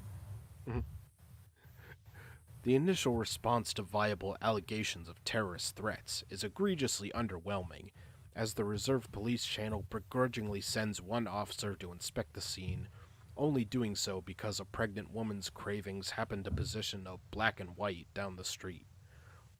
A reluctance or downright refusal to respond to pressing civilian concerns with urgency is an experience with which many Americans are all too familiar. Such an action led directly to the repeated sexual assault and eventual murder of Alawatoyan Salau. Somebody that we've never heard of that we don't really care about. Foreign. Even once sent, Al Powell, depicted as one of two incompetent cops in the film. Al Powell isn't incompetent, he's like the smartest one there. That's what I said earlier. He's the smartest cop in here, and he just happens to be black. Coincidence? I think not. Yeah, he's the one who knows that doing things by the book isn't going to help. Yeah, I mean, you What guys was like published? shooting at the published ladies. What was that, Irate? What's the published date on this story? December 28th, I think. Mm. So, recent. It's topical. Deliberately dropped around the Christmas argument mark, Yeah. Very strategic. Even once sent, Al Powell, I read that part, conducts an indefensibly insufficient investigation of the premises, an apathetic appraisal that actively endangers all affected lives. Similar prevailing mindsets allow dystopian nightmares such as hundreds of thousands of untested rape kits sitting in precincts across the country and white supremacists comprising police forces to become horrifyingly real. I don't remember the rape kit scene from Die Hard. Yeah, she's reading a lot into this. Well, that's the purpose of authors like this, is they take something benign and then make it something totally different. Not that Die Hard is benign, mind you. It's an excellent movie. Yeah. But it's not what this crazy bitch is talking about. The movie itself acknowledges the ubiquity of police incompetence. It is such a bankable phenomenon that Gruber's heist depends entirely on the ineptitude and predictability of law enforcement. Again, not really. Not on the ineptitude. It's more, this is the procedure that we know they have to follow, so we'll factor that into our plan. That's not them being inept. That's just them following procedure. Let's see. The plan about which the FBI Johnsons are positively giddy leads directly to a montage of the villains' elated faces set to a triumphant crescendo of the most famous song about happiness, to which the plot, score, and soundtrack have collectively been building for the previous 103 minutes. So the most famous song about happiness is clearly "Don't Worry, Be Happy." So we've gone full circle. That's right. I shit you not. I actually, I said it on Twitter that I would do it, and I actually did it. I've been listening to "Don't Worry, Be Happy" for the last hour and a half. Oh my God. Almost 2 hours. Why would you do that? Just quietly in the background. I don't know. I think it may have helped a little. Just a little bit. Let's see.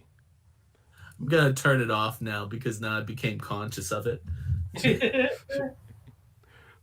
Police action was, as it happens, necessary, to the point that Hans is concomitantly... This person's just using big words for the hell of it. Comfortably disinterested with the proceedings outside Nakatomi Plaza and able to weaponize such an inevitability to his insurmountable advantage. Okay, you have a... Well, it's not insurmountable. Bruce Willis won, didn't he? Yeah. It's like, you have a thesaurus, we get it. Yeah, this author is first of all, they're getting their signals missed because the whole idea is that the police act without any sort of prejudice. They go by the book, and that is the reason they fail, because they go by the book, which is not what this person by the book. Which is not what this person believes about the police. This person believes that police are inherently racist. Yeah. And, not by the book. And if your brother is a policeman, then you should get a less shitty brother. Mm-hmm. And that was one of the articles posted on Twitter. The history of white Americans knowingly threatening innocent members of black community with police violence is as long as it is disgusting. That's what she said. As is so often the case when interacting with members of the black community, the reaction of police to each and every situation presented to them in Die Hard is an escalation of violence. This violence is repeatedly dispensed through the use of military-grade weaponry that consistently fails to achieve anything in the way of meaningful progress, despite its undoubtedly lofty price tag for Los Angeles taxpayers. Well, yeah, it's That because has nothing for Bruce Willis to do. Like, if the whole movie was the police come, they arrest Hans, and then everything is resolved quietly, that's a short movie. hey, here's an idea. Maybe the reason the police are having such trouble taking down the terrorists with expansive fancy weapons is because the terrorists have expensive fancy weapons. Yeah, when the cops send in the big armored RV. vehicle, you know, like, are they supposed to expect that they had RPGs to launch at it? Send in the car. Let's see. They just had a cow that they could launch from the top of a castle. They would have dealt with those terrorists in no time. That's right. As is so often the case when interacting with members of the black community, the reaction of the... Wait, did I already read that part? Yeah. Just Let's see. A verbatim... No, I was just telling you where the next bit is. Oh. A verbatim description could be applied to major police departments around the country with appallingly alarming accuracy. John McClane is by no means exempt from such practices, enragedly employing incendiary equipment for which he demonstrably has no training. We've got to love the word of the day calendar. I can just imagine this person watching Die Hard. Oh, look at that. He used C4 and didn't have training. How dare he? And they go off and sit off in a room and don't watch the rest of the movie. Well, was he supposed to, like, get training and then come back and use it? Yeah, just like, hi, I'd like to apply for a training course. Terrorist, just hold tight. I'll be with you in about 6 months. I just need to get my certification to use the C4. That's right. Let's see. While McClane's unpracticed usage of a comical amount of C4 results in an impossibly lucky beneficial outcome, it could have easily ended the lives of 30 hostages, including his wife. No. Where's their expertise in explosive? When was that ascertained? When was that developed? I'm talking to the writer. What? Oh, well, it's because the writer has a degree in... You see? Well, clearly the writer does have C4 training. Obviously. John's blatant disregard for civilian life in favor of retaliation, spurred by fury at seeing fellow officers attacked, is a spectacle that has been infamously unfolding across the United States for the past 6 months. No. Also, Also, at that point in the movie, he throws down the C4 to stop the guys with the missile launcher from, blowing up the cops. The Stinger missile, yeah. Yeah, so he's like trying to save lives when he's doing it. He's not just doing it because he's pissed. Nobody Nobody have the requisite licensing. Nobody, not me, asks an interesting question. Did she call Bruce a Mary Sue? Because I mean, that was kind of her point, and he's not. He's the very opposite of a Mary Sue. Because Mary Sue's female. Well, Gary no, is the ridiculous name for a male. But as a writing device, though, they may have a point. well, no. See, a Mary Sue is a self-insert. It's the person in the comic that. Oh, sorry, I just say comic because I so strongly associate with comics. But it's the person who you want to be. The person. If I was there, I would be this way, and I would be perfect all the time. I do not want to be Bruce Willis in Die Hard. I don't want to be even close to him in Die Hard. I don't think the Mary Sue is necessarily a self-insert. I think it's just a character that the entire story warps around this one character's presence. Yeah. No, Bruce Willis gets his shit knocked in the whole fucking movie. Yeah, he gets the shit beat out of him. I'm not saying that he's a Mary Sue or Gary Stu or whatever. I'm just saying that I don't think the way you described it was necessarily accurate. I don't No. That's fine. No, I'm just saying that Bruce Willis is by no means a Mary Sue because the author wants to be the Mary Sue. Nobody would want to be Bruce Willis under any scenario.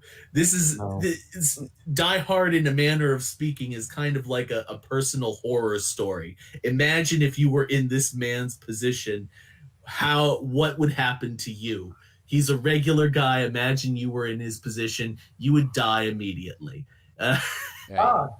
Gets the shit beat out of him. You know, his marriage is on the rocks. You know. He's not like good at everything or anything like that. Yeah. Well, there's actually a cool video out there that says how many John planes would it take to survive the Die Hard movies. And I think the first one was like you would need like 4 or 5 of them. Let's see. Okay. The deprioritization of lives is nothing new for the institution of policing. In fact, just whenever I hear these people talk, just everything they say is just these big, long words that don't really mean anything, and they just keep saying them over and over again as if they're supposed to mean something. And I'm just like, your head is an empty vessel filled with all of these big fancy phrases that are just total bullshit.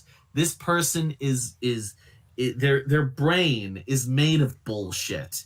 If you were to take it out, it would be literal fertilizer. Bullshit. Moonshot, I think Game of Berlin is asking for a still sample. I'm going to say, thank you, Game of Berlin. It said Die Hard takes place in 1976. The first rape kit was used in 1978. This is Moonshot, check your shit. So I do believe she wants a stool sample. So if you could just get that sent to her.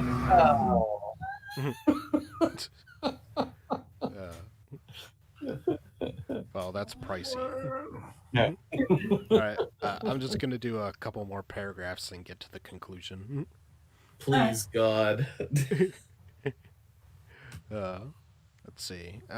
In fact, it is fundamentally woven into law enforcement history. Policing in America was established to return those who had escaped slavery to its bondage, and the system never underwent vast structural changes following its white supremacist inception, the ramifications of which can be seen in practices today. As slaves were viewed as property at the time of its founding, policing has, throughout its existence, dealt first and foremost with the protection of property, often to the exclusion of all humanity. An ideology particularly integral to police conduct could hardly be absent from a movie in which law enforcement is so prominently featured. Accordingly, the only thing about which Deputy Chief of LAPD Dwayne T. Robinson cares more than property damage is his career. You know, I hope a big fat cop sits on your face and you suffocate. I like, aren't the cops on the ground like saying, oh, McClane's gonna get people killed up there and stuff, and he's talking about how, oh, you just covered all the cops down here with broken glass and stuff like that. Yeah, I don't think this person's watched the movie. Well, as I told Angela, why would they do that? Why would they watch the movie that they're writing the article about? How could that possibly benefit them? It's much easier to tell a lie about a movie if you've never seen it. Yeah, that's true. Dwayne's primary concerns lie not with a safe resolution to the strikingly dire situation, but with the event that affects the most positive outcome for his future professional aspirations, not unlike Dick's eponymous character in Flow My Tears, the policeman said. What the fuck is that? I have no idea. That's PKD. Science fiction writer, wrote the Man in the High Castle. Do androids dream of electric sheep? Is that Dream of Electric Sheep, yes. A host of other stuff. Philip K. Dick. Yes. Oh, okay. Yeah. Police General Felix Buckman's immediate reaction to the death of his wife, aside from admittedly unexpected grief, is the realization that the affair necessitates an attribution of blame if his indulgent self-furtherance is to continue. His sister... Oh, dear Christ. Just learn how to say things with simple words. You don't need to show off your English. To be fair, he was schizophrenic. Right? Terry, this author, is it a she? I'm assuming it's a she.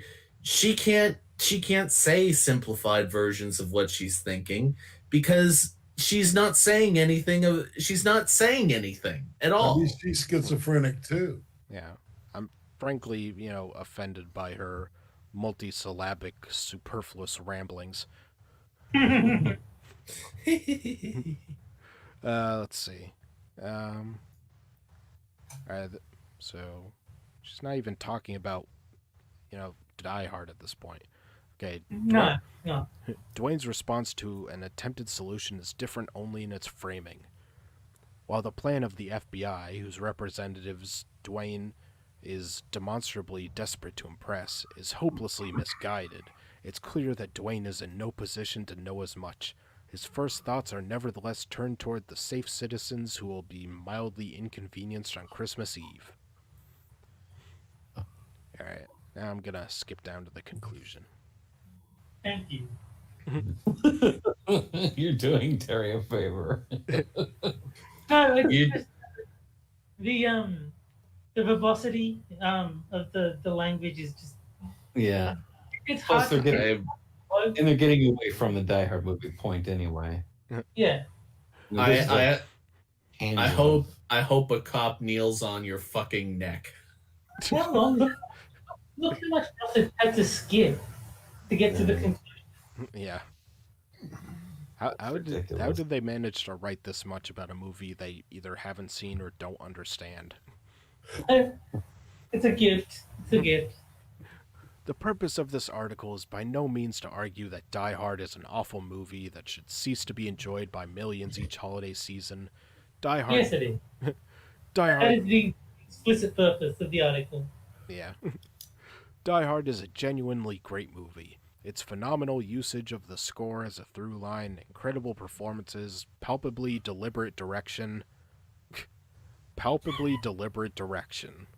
What does that even mean? It means nothing. And you can feel how deliberate the direction was. And delightful marriage of a dexterous setup and satisfying execution affects a fun story that resultantly feels polished despite the liberties it takes. Oh my god. An examination of the film as it relates to modern occurrences, however, and the lessons that can be subsequently taken from it illuminates new depths that afford the opportunity to enhance both one's viewing experience and the society in which such an experience takes place. Well, I think the author won Scrabble. No, you just had a baby. Did anyone else's brain just kind of start screaming as he was reading that? Make it stop! Make it stop! There's one very important bit I don't know if Foster was planning to read. If you are experiencing abuse of any kind, and this is to you, Jack Gunsky, know that you are not alone and you are not to blame. So they know that you're going through a hard time because of Frosted's article. And Get help today. they've got I hope this bitch gets Takagi'd. I'm just gonna say that. Oh wait, it is a guy, Jason Brown. Yeah. I hope this woman gets Takagi'd. It's a guy. It's a guy. I hope this woman. I don't think you understand what I'm saying. All right. Well, that was very informative. Yes. All right. Well, that's all I had for tonight, gentlemen. Well, I think that we experienced Jack's aneurysm with that little squeaky shout that he did. That's how we end the show with Jack's aneurysm. This is how we end the show, not with a bang, but with a whimper.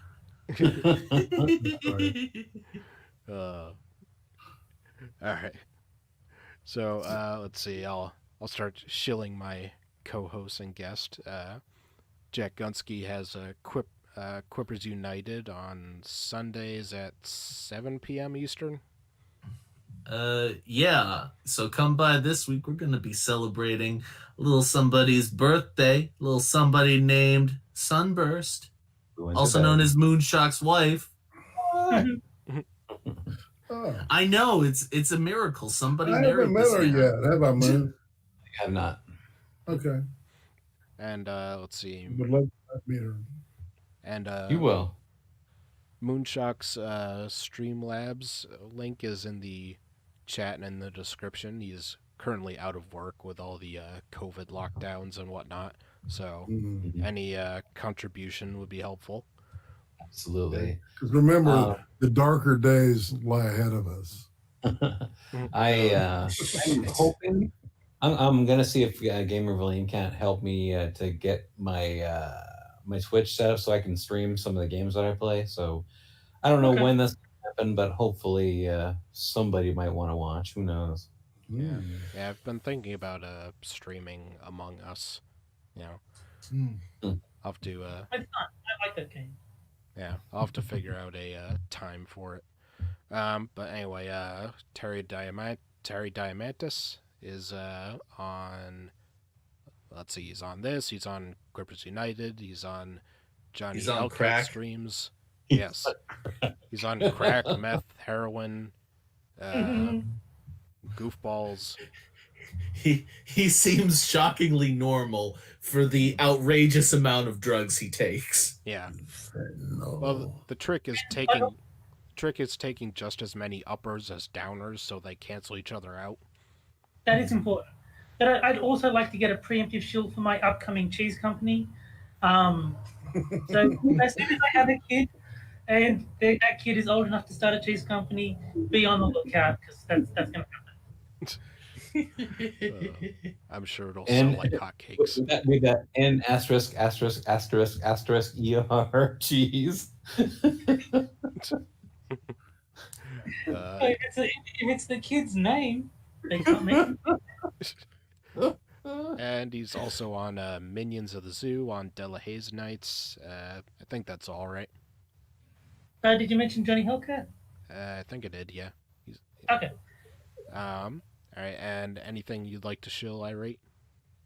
Yeah, I did this thing, cream stream tomorrow night. Saturday, accelerated deconstruction. We're going to probably get into depth on something. I think that anyway, the writer James, what's his name, just came out with something new. It was new observations about what's going on, and it focuses on critical theory, right? And Sunday, I will be interviewing RVA Dar, I don't know if y'all know who that is, but they're a chat rat and very interested. And on Monday, Beck and I, we're going to look at a TED talk about a rich man is going to tell us about the evils or the flaws, actually, of capitalism. And let's not forget the other half of the Frosted Glass Irate Prostate collab. Go check out Irate's channel for the Exactly. Frosted. Yes. That's a great point. Frosted and I hung out. We talked. It was excellent, and an outstanding experience. And I recommend everybody listen to it. It's good. It's good. It's got good flow to it. Yeah. Yes. But we appear on each other's streams. We've got our own cinematic universe. Yes, we just jerked each other off. That's all we did, right? I would argue it's a better cinematic universe than Marvel, but then again, so is just about everything. I was going to say it's a lot more clear. Now he's just telling lies. Or we're just almost part of a human centipede.